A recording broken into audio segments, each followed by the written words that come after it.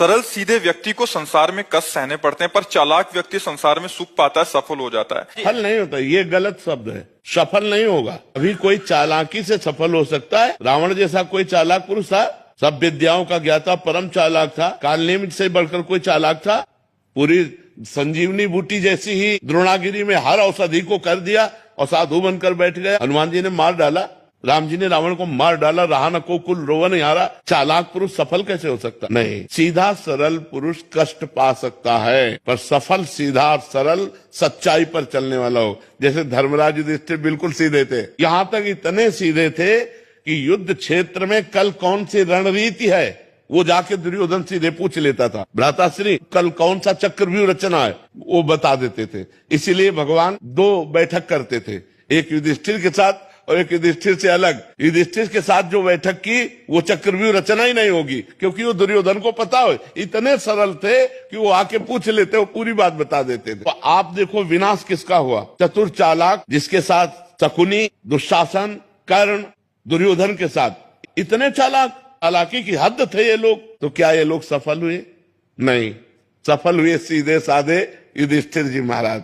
तो चालाक पुरुष तुम्हें सफल होते नजर आएगा, लेकिन सफल नहीं हो सकता।